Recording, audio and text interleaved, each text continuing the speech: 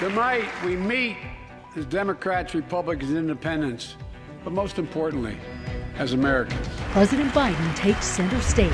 It's never been a good bet to bet against the American people. Amid war in Europe, the commander-in-chief tries to rally a divided nation. Freedom will always triumph over tyranny. The president determined to combat the rising costs at home. I know you're tired, frustrated, and exhausted. Tonight, we are going in-depth on tonight's State of the Union. We're hearing multiple 360 perspectives and fact-checking the president's address. 6.5 million new jobs just last year. More jobs in 1 year than ever before in the history of the United States of America. Plus, we dig into what his vision for our country means for you and your family. This is our moment to meet and overcome the challenges of our time, and we will. The economy, the war in Ukraine, and uniting a deeply divided nation. That was some of the focus tonight as President Joe Biden delivered his first State of the Union. And for the president, tonight offers a chance for him and his party to reset with Americans ahead of November's midterm elections. And based on recent polling, both could use the help if they want to stay in control in Washington. According to the latest numbers from 538, 41% of Americans approve of the president's job, while 54% disapprove. Meanwhile, a separate poll, this is from ABC News and the Washington Post, found 49% of registered voters prefer Republican candidates in the midterms compared to 42% for Democrats. Tonight, we are taking a 360 in-depth look at the speech, providing perspective and insight into the president's address. Chief investigative reporter Tony Kovaleski is here fact-checking the president. We're going to begin our team coverage with political reporter Megan Lopez breaking down highlights of the speech and also the Republican response from the Iowa governor, Kim Reynolds. Ann and Shannon, the president had a big task ahead of him in his first State of the Union address. He needed to unify the country behind his response to the Ukrainian crisis, but also to address some of the domestic challenges that the country is facing. The speech was a little bit more than an hour long, and it was to mostly a maskless audience since the CDC and White House loosened their restrictions. Madam Speaker, Madam Vice President, It was a big night for a big speech. let's use this moment to reset. A big night for President Biden to draw a red line with Russia and show his unwavering support for Ukraine. Putin's latest attack on Ukraine was premeditated and totally unprovoked. Tonight, I'm announcing that we will join our allies in closing off American airspace to all Russian flights. Joining the EU and countries like Canada in doing so. He also said the U.S. is giving $1 billion in direct assistance to Ukraine and going after Russian oligarchs, but he made it clear American troops will not get involved. The president also took steps to ease oil and gas prices. Tonight, I can announce the United States has worked with 30 other countries to release 60 million barrels of oil from reserves around the world. It was also I think I have a better idea to fight inflation. Lower your costs, not your wages. a big night for lists. Biden's plan to bring the country together, overcome COVID, and rebuild the economy. On COVID, he called for more vaccines, opening schools, and being prepared for a new variant. Tonight, I'm announcing that the Justice Department will soon name a chief prosecutor for pandemic fraud. On the economy, the president wants to cut prescription, energy, and child care costs and make the tax code more fair. Under my plan, nobody, let me say this again, nobody earning less than $400,000 a year will pay an additional penny in new taxes. Not a single penny. The president acknowledged that inflation is an issue, rising at the fastest rate in 40 years. I get it. That's why my top priority is getting prices under control. And on unity, he said he wants to tackle the opioid epidemic, mental health, and veterans' needs. There's also the issue of rising crime rates. The answer is not to defund the police. It's to fund the police. Fund them with resources and training. Resources and training they need to protect our communities. The president asked Congress to pass his budget to help keep neighborhoods safe. He asked Congress to ban assault weapons and high-capacity magazines and to pass universal background checks. His bottom line? The State of the Union is strong because you, the American people, are strong. After the State of the Union, a Republican rebuttal delivered by Iowa Governor Kim Reynolds. Instead of moving America forward, it feels like President Biden and his party have sent us back in time. She brought up the Afghanistan withdrawal, calling it disastrous, while also asking the country to stand with Ukraine. But she also partially blamed Joe Biden for that situation. Waiving sanctions on Russian pipelines, while eliminating oil production here at home. Governor Reynolds tried to draw a contrast between Republicans and Democrats on crime, the border, education, and more. We can't project strength abroad if we're weak at home. And finally, she spoke about the high inflation and blasted the Build Back Better Act. Thankfully, the president's agenda didn't pass because even members of his own party said enough is enough. Two very different takes on the state of our union. Megan Lopez, Denver 7.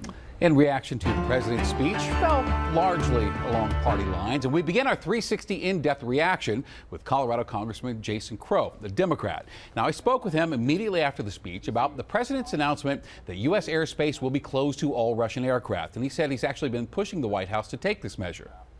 And it's definitely going to impact not just the economy, but also the quality of life of those oligarchs, right? Those oligarchs who make billions of dollars, who support Vladimir Putin and actually fuel the war machine.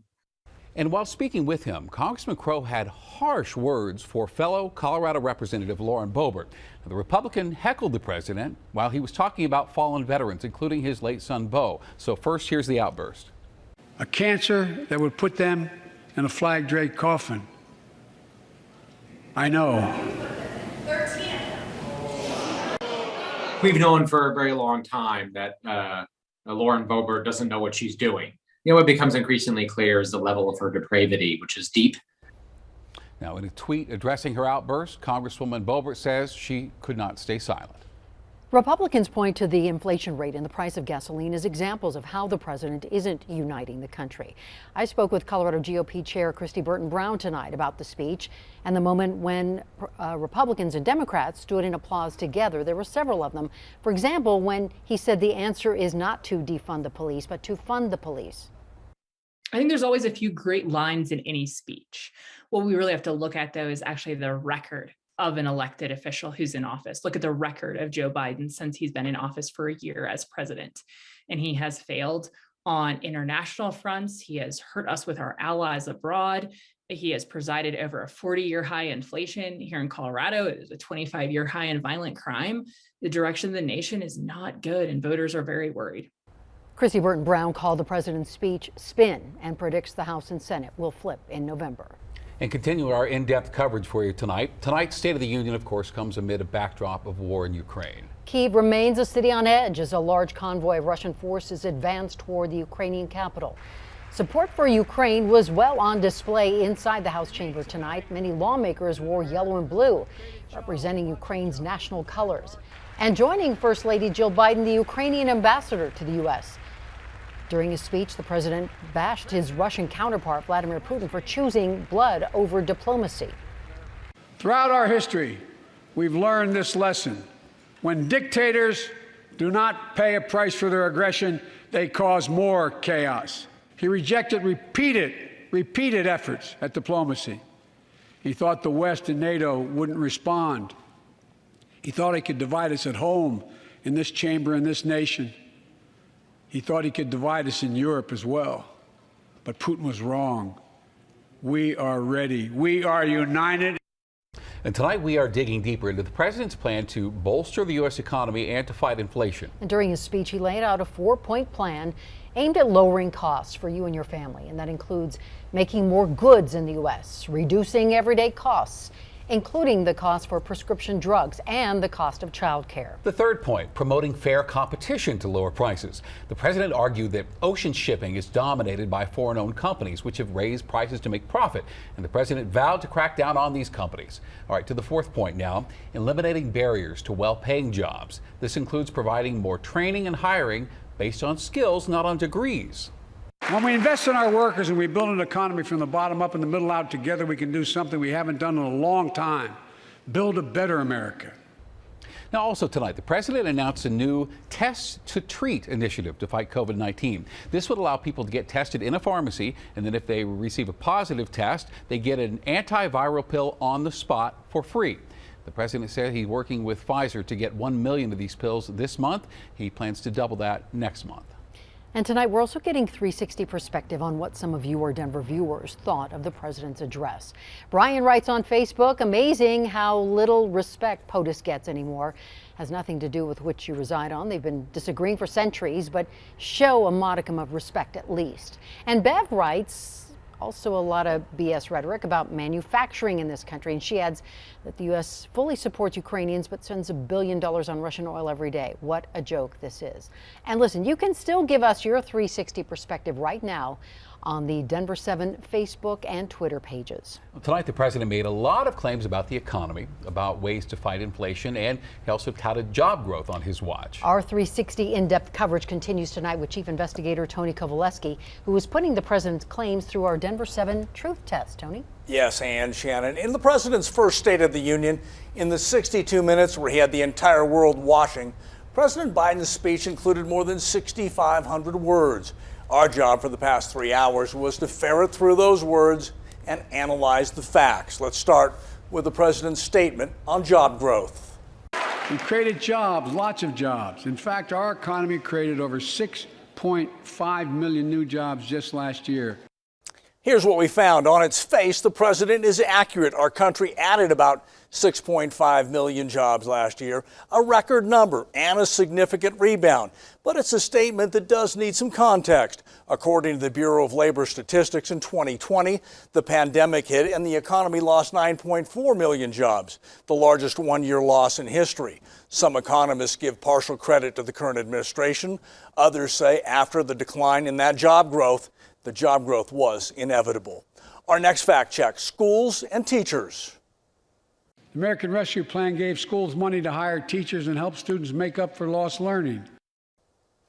What the president said there is true. The American Rescue Plan provided about $125 billion to schools. But again, it's a statement requiring more context. A tweet last month by the president of the National Education Association said, quote, there are 389,000 fewer educators in America's public schools today than were there before the pandemic.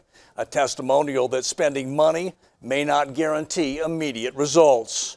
Our final fact check centers on oil reserves and oil prices. Tonight, I can announce the United States has worked with 30 other countries to release 60 million barrels of oil from reserves around the world. America will lead that effort, releasing 30 million barrels of our own strategic petroleum reserve. And it is a fact, the president's numbers, his projections are true, but clearly it's a move to try and lower prices at the pump and slow our surging inflation rate.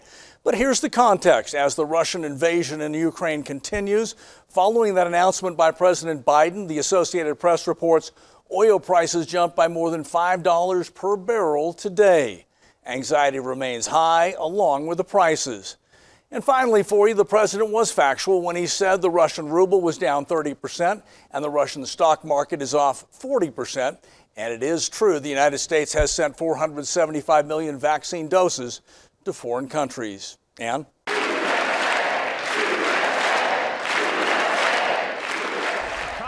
The president delivered his speech to a deeply divided nation, but he closed by saying he is more optimistic about our nation than ever before. Warm and dry statewide to start the month of March, and some pretty nice temperatures on tap the next few days. Do have a chance for snow arriving for the metro. More in your extended forecast coming up. Rebuilding Louisville.